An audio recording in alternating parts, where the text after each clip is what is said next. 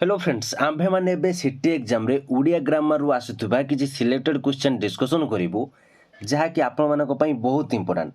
आपण माने जदि सिटी एग्जाम पई प्रिपेयर होउचंती ताहाले भिडियो को प्रथम रु शेष पर्यंत देखंतु काहे कि ना ई टाइप रो क्वेश्चन ही आपनकर एग्जाम रे आसीबो। आपण माने जदि प्रतिदिन एई भली भिडियो देखिया पई चाहउचंती ताहाले हम चैनल को सब्सक्राइब करंतु एवं नोटिफिकेशन बटन को ऑन करि रखंतु जहा फल नेक्स्ट भिडियो जते बेले भी अपलोड हेबो आपण माने सर्वप्रथमे जानि परिबे। तेरे चलतु आज भिडियो को स्टार्ट करवा। तो फ्रेंड्स एठारे देखो फास्ट क्वेश्चन आपंकर कौन रही निम्नलिखित शब्द मानक मध्यरु केउटी मौलिक शब्द नुहे पानी वैज्ञानिक पत्र भात। देखो प्रथमे आपण माने कहतु मौलिक शब्द क्या कह जाए। मौलिक शब्द होउची जेउ शब्द गुड़िक गोटे एकक अर्थात एथिरु गोटे ध्वनि बा वर्ण को ता पर्यायवाची अर्थ प्रकाश करिया को अक्षम हुए ताहाको मौलिक शब्द कहते। एथिरे कौनसी प्रत्यय जोग हुए नाही। भल भाव एथर कहतु निम्नलिखित शब्द मानक मध्यरु केउटी मौलिक शब्द नुहे ताले ऑप्शन बी होची आपनकर राइट आंसर। तो एबे एई टाइप रो आपनकर जेतले क्वेश्चन आसीबो मौलिक शब्द उपरे आपण माने कहि परिबे कोटा मौलिक शब्द कि कोटा मौलिक शब्द नुहे। बुझी पाले चलु तो एबे नेक्स्ट क्वेश्चन देखिबा। जेउ संस्कृत शब्द गुड़िक उड़िया भाषा रे अविकल व्यवहृत हुए ताहाकू कोन कहंती। तद्भव तत्सम देशज वैदेशिक। तार राइट आंसर होची ऑप्शन बी तत्सम। तो ये भल भाव मन रखु एठार कौन कही जो संस्कृत शब्द गुड़िक उड़िया भाषा रे अविकल माने संस्कृत रे जहाँ आम कहूचे ओडिया जदि आम ताहा कहूचे ताहाले ताहा तत्सम। जदि संस्कृत रु आसिकी आम ओडिया रे ताकू अलग अर्थ रे व्यवहृत करूचे ताले होची तद्भव। जदि आम निज भाषा जोटा कथा होचे बा निज देशर जोटा लैंग्वेज सेटा होची देशज। जदि बाहर फॉरेन कंट्री जदि आम देश को आसिकी सेथिरे आम कथा होचे ताहले सेटा होची वैदेशिक। तो आपण माने एठारे तत्सम कि तद्भव कि देशज कि वैदेशिक आपणकर किछि क्वेश्चन आसले आपण माने यार आंसर टी को भल भाव दे पारिबे। तबे चलंतु थर्ड क्वेश्चन कोन रहिछि बा 3 नंबर क्वेश्चन कोन रहिछि जेउ संस्कृत शब्द गुड़िक सामान्य परिवर्तित होई उड़िया रे व्यवहृत हुए ताहाकू कौन कहंती। तो देखो 2 नंबर क्वेश्चन आम डिस्कसन कलु आपण माने भल भाव एठारे कहि परिबे जेउ संस्कृत शब्द गुड़िक सामान्य परिवर्तित होई उड़िया रे व्यवहृत हुए ताहाकू कौन कहंती। तो एठारे ऑप्शन बी तद्भव। तद्भव माने कौन तहिरु उद्भव। तहि माने एठारे काहाकू कहा जाउछि संस्कृत को। तो एठारे आपण माने भल भाव बुझन देखंतु संस्कृत रु जेउ शब्द आसीछि आमे ताकू से संस्कृत रे व्यवहार करूछु। जेमिति सपोज म आपन किछि उदाहरण दे दोछि सपोज बन बन आपनर संस्कृत लैंग्वेज आमे ताकू ओडिया रे मध्य से बन ही कहूछु। जेमिति नदी अन्न नगर एई टाइप रो जिंस जतले आपनकर से संस्कृत शब्द को संस्कृत रे आमे यूज करूछु ताहा हेउछि आपनकर तत्सम। तद्भव माने कोन तहिर उद्भव। जेमिति आपनकर कर्ण कर्णटा होउछि संस्कृत लैंग्वेज आमे ताकू कोन कहूचे कान कहूचे। जेमिति घृत घृत संस्कृत लैंग्वेज आमे ताकू घिओ कहूचे एई टाइप रो जिंस। तो एठार आपण माने जानि पाले यार आंसर टी कोन हबो जेउ संस्कृत शब्द गुड़िक सामान्य परिवर्तित होई उड़िया रे व्यवहृत हुए ताहाकू कोन कहंती ताहाकू तद्भव को। नेक्स्ट क्वेश्चन रहिछि कोन देखंतु तत्सम तद्भव शब्द रे थिबा तत् केउ अर्थ रे व्यवहृत। एठार आपण होला परे कहंतु तत्सम तद्भव शब्द रे थिबा तत् केउ अर्थ रे व्यवहृत। भगवान ईश्वर सत संस्कृत। तो यार राइट आंसर होची ऑप्शन डी संस्कृत। म आपनको कहली ना तहिरु उद्भव माने आपनकर हेउची संस्कृत लैंग्वेज को एठारे बुझाउची। तो एठारे आपनको से कोन कहूजे तत्सम तद्भव शब्द रे थिबा तत् केउ अर्थ रे व्यवहृत। तो संस्कृत लैंग्वेज रे आसुची बुझि पाले। नेक्स्ट चलंतु देखिबा जेउ शब्द गुड़िक लोक मानक मुहरु आपे आपे बाहरी आसी थाई ताहाकू कोन कहंती।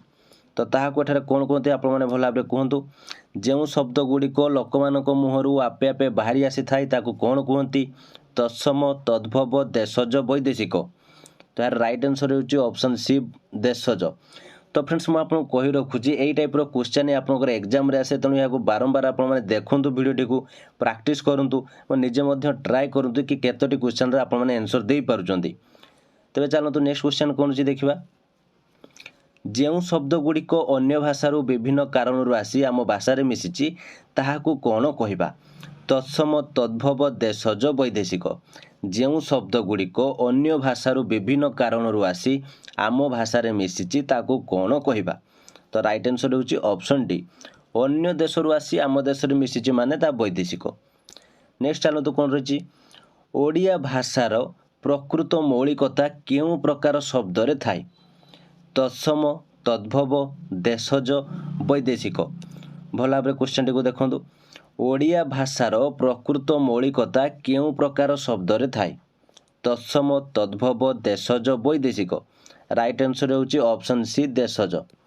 ଓଡ଼ିଆ ଭାଷାର ପ୍ରକୃତ ମୌଳିକତା ଦେଶଜ ମାନେ ନିଜ ଦେଶ ଶବ୍ଦରେ ହିଁ ଥାଏ, ଦେଶଜ ଶବ୍ଦ। ଏବେ ଚାଲନ୍ତୁ ନେକ୍ସଟ କ୍ୱେଶ୍ଚନ କ'ଣ ରହିଛି ଦେଖିବା। କେଉଁଟି ବୈଦେଶିକ ଶବ୍ଦ? ଆବାସ, ଉଆସ, ଟେବୁଲ, ଭାତ। ଭଲ ଭାବରେ ଏଠାରେ ଦେଖନ୍ତୁ କ୍ୱେଶ୍ଚନଟିକୁ। କେଉଁଟି ବୈଦେଶିକ ଶବ୍ଦ? ଆବାସ, ଉଆସ, ଟେବୁଲ, ଭାତ। ତାର ରାଇଟ୍ ଆନ୍ସର୍ ହେଉଛି ଅପସନ୍ ସି, ଟେବୁଲ। ଟେବୁଲ ହେଉଛି ଏକ ପର୍ତ୍ତୁଗୀଜ ଶବ୍ଦ। ଚାଲନ୍ତୁ ନେକ୍ସଟ କ୍ୱେଶ୍ଚନ ରହିଛି କ'ଣ ଦେଖିବା। ନିମ୍ନଲିଖିତ ବୈଦେଶିକ ଶବ୍ଦମାନଙ୍କ ମଧ୍ୟରୁ କେଉଁଟି ପାର୍ସୀ ଭାଷାରୁ ଆସି ଆମ ଭାଷାରେ ଚଳୁଛି? କାମିଜ, ଓଇନା, ଗାଲିଚା, ଟାଉନ୍। ତ ଏହାକୁ ଆପଣମାନେ ଭଲ ଭାବରେ ମନେ ରଖନ୍ତୁ। ଆପଣଙ୍କର ଅପସନ୍ ଏ ହେଉଛି ରାଇଟ୍ ଆନ୍ସର୍, କାମିଜ।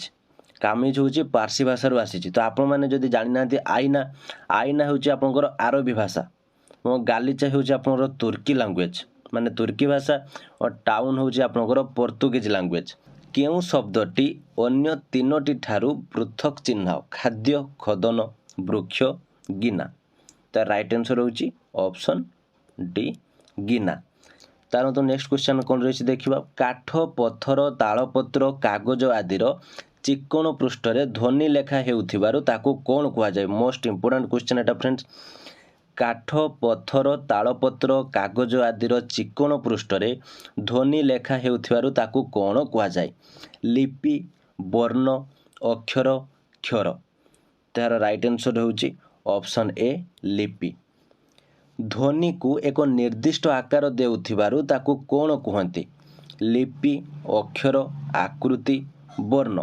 ତାର ରାଇଟ୍ ଆନ୍ସର୍ ହେଉଛି ଅପସନ୍ ଡି, ବର୍ଣ୍ଣ। ଧ୍ୱନିକୁ ଦୀର୍ଘକାଳ ସ୍ଥାୟୀ ରୂପ ଦେଉଥିବାରୁ ତାକୁ କ'ଣ କୁହାଯାଏ? ବର୍ଣ୍ଣ, ଲିପି, ଅକ୍ଷର, ଆକୃତି। ଭଲ ଭାବରେ ବୁଝନ୍ତୁ। ଏ ତିନୋଟି କ୍ୱେଶ୍ଚନ ଆପଣମାନଙ୍କୁ ବହୁତ କନଫ୍ୟୁଜ୍ କରିଦେବ। ଦେଖନ୍ତୁ କ'ଣ ରହିଛି। ଧ୍ୱନିକୁ ଦୀର୍ଘକାଳ ସ୍ଥାୟୀ ରୂପ ଦେଉଥିବାରୁ ତାକୁ କ'ଣ କୁହାଯାଏ? ତାର ରାଇଟ୍ ଆନ୍ସର୍ ହେଉଛି ଅପସନ୍ ସି, ଅକ୍ଷର। ତେବେ ଚାଲନ୍ତୁ ନେକ୍ସଟ କ୍ୱେଶ୍ଚନ କ'ଣ ରହିଛି ଦେଖିବା। ସ୍ୱରଧ୍ୱନି କାହାକୁ କୁହନ୍ତି? ଯେଉଁ ଧ୍ୱନି କାହାର ସାହାଯ୍ୟ ନ ନେଇ, ଏଠାରେ ଦେଖନ୍ତୁ ଏଠାରେ ନ ନେଇ ହେବ, ଏଠାରେ ଆପଣଙ୍କର ମିଷ୍ଟେକ୍ ହେଇଯାଇଛି। ଯେଉଁ ଧ୍ୱନି କାହାର ସାହାଯ୍ୟ ନ ନେଇ ଆପେ ଆପେ ଉଚ୍ଚାରିତ ହୁଏ, ଯେଉଁ ଧ୍ୱନି ଅନ୍ୟର ସାହାଯ୍ୟ ନେଇ ଉଚ୍ଚାରିତ ହୁଏ, ଯେଉଁ ଧ୍ୱନି ଅନ୍ୟର ଅଳ୍ପ ସାହାଯ୍ୟରେ ଉଚ୍ଚାରିତ ହୁଏ, ଯେଉଁ ଧ୍ୱନି ଅନ୍ୟର ବହୁତ ସାହାଯ୍ୟ ନେଇ ଉଚ୍ଚାରିତ ହୁଏ। ତ ଏହାର ରାଇଟ୍ ଆନ୍ସର୍ ହେବ ଅପସନ୍ ଏ, ଯେଉଁ ଧ୍ୱନି କାହାର ସାହାଯ୍ୟ ନ ନେଇ ଆପେ ଆପେ ଉଚ୍ଚାରିତ ହୁଏ ତାହାକୁ ସ୍ୱରଧ୍ୱନି କୁହନ୍ତି। ଏବେ ଚାଲନ୍ତୁ ସ୍ୱରଧ୍ୱନି ସାହାଯ୍ୟରେ ଯେଉଁ ଧ୍ୱନି ଉଚ୍ଚାରିତ ହୁଏ ତାକୁ କ'ଣ କୁହନ୍ତି? ଭଲ ଭାବରେ ବୁଝନ୍ତୁ କ୍ୱେଶ୍ଚନଟିକୁ। ସ୍ୱରଧ୍ୱନି ସାହାଯ୍ୟରେ ଯେଉଁ ଧ୍ୱନି ଉଚ୍ଚାରିତ ହୁଏ ତାକୁ କ'ଣ କୁହନ୍ତି?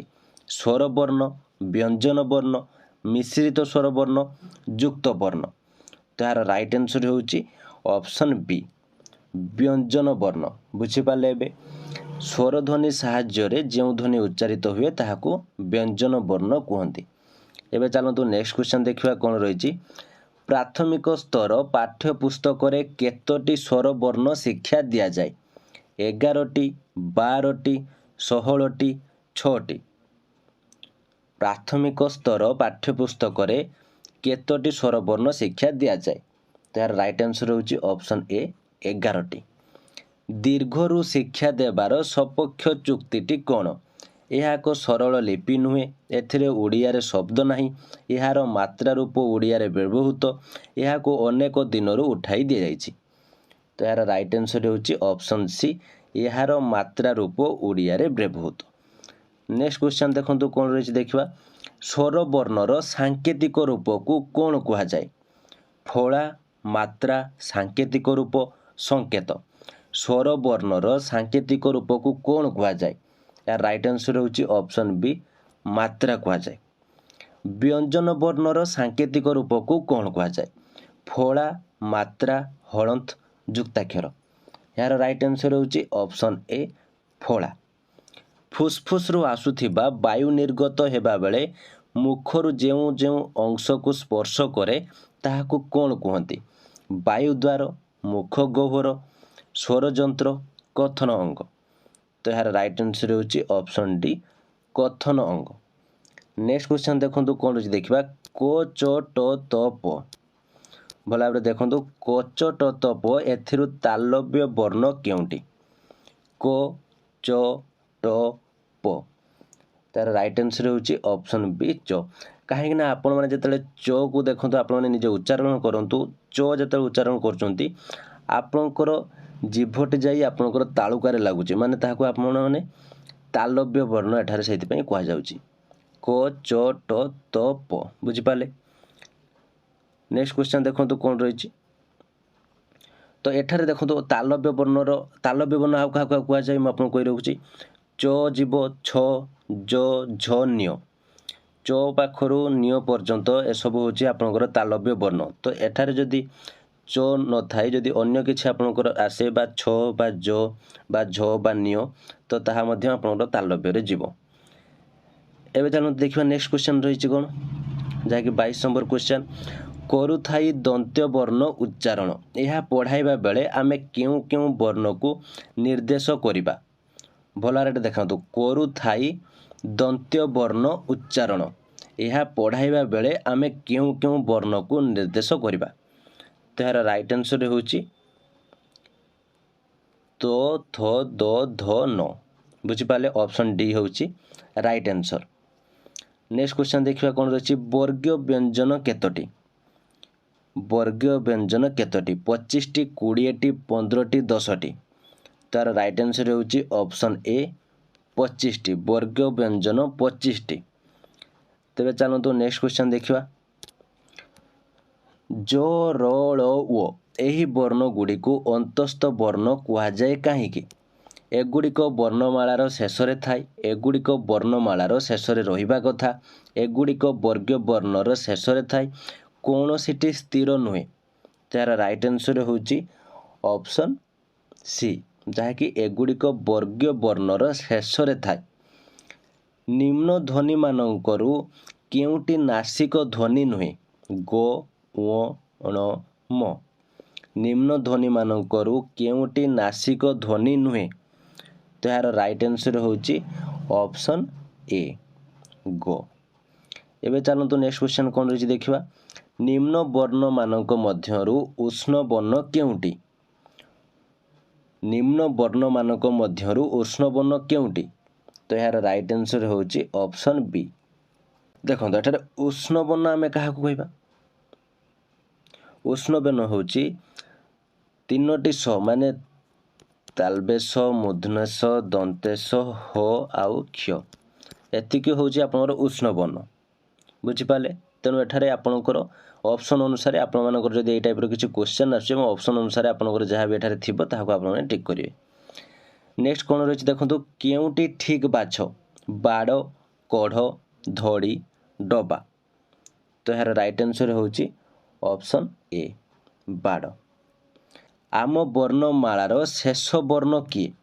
ଔ, ହ, ମ, କ୍ଷ।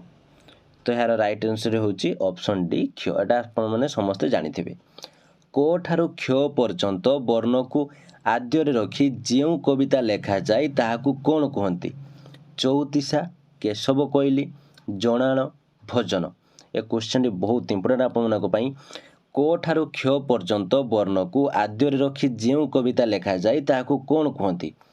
ଚଉତିଶା, କେଶବ କଇଲି, ଜଣାଣ, ଭଜନ। ତ ଏହାର ରାଇଟ୍ ଆନ୍ସର୍ ହେଉଛି ଅପସନ୍ ଏ ଚଉତିଶା। ସ୍ୱତନ୍ତ୍ର ଯୁକ୍ତ ବ୍ୟଞ୍ଜନଟି କିଏ ଚିହ୍ନାଉ? ଷ୍ଟ୍ର, ଧ, ଷ୍ଟ, କୌ। ଏଠାରେ ଦେଖନ୍ତୁ ସ୍ୱତନ୍ତ୍ର ଯୁକ୍ତ ବ୍ୟଞ୍ଜନଟି କିଏ ଚିହ୍ନାଉ, ମାନେ ଏଠାରେ ବ୍ୟଞ୍ଜନ ଯୁକ୍ତ ହେଇଛି। ବୁଝିପାରିଲେ? ଏଠାରେ ଦେଖନ୍ତୁ ଭଲ ଭାବରେ। ଏହାର ରାଇଟ୍ ଆନ୍ସର୍ ହେବ ଅପସନ୍ ବି ଦନ୍ତେନ୍ ଧ। ବୁଝିପାରିଲେ? ଯୁକ୍ତ ବ୍ୟଞ୍ଜନଟି ଚିହ୍ନାଉ।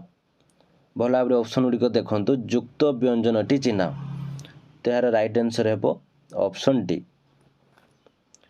नंदन यही शब्द रे थिबा दुईटी न मध्यरु निरनुनासिक किए प्रथम न शेष न केउटी नुहे उभय न तो यार राइट आंसर होची ऑप्शन ए प्रथम न नेक्स्ट क्वेश्चन देखंतु कोन रहिछि अर्थ प्रकाश करुथिबा गोटिए वर्ण बा वर्णर समष्टि को कोन कहंती अर्थ प्रकाश करुथिबा गोटिए वर्ण बा वर्णर समष्टि को कोन कहंती अक्षर लिपि शब्द वाक्य तो यार राइट आंसर होची ऑप्शन सी शब्द अर्थ प्रकाश करुथिबा गोटिए वर्ण बा वर्णर समष्टि को शब्द कहा जाए गोटिए शब्दरू गोटिए बा केतोटी वर्ण बाहर करिनेले ताहा शब्दर केउ गुण को क्षुण्ण करे सौंदर्य हानि उच्चारणगत त्रुटि अर्थ प्रकाश करि न थाए किछि क्षुण्ण हुए नाही तो यार राइट आंसर होची ऑप्शन सी अर्थ प्रकाश करि न थाए नेक्स्ट क्वेश्चन देखंतु कोन रहिछि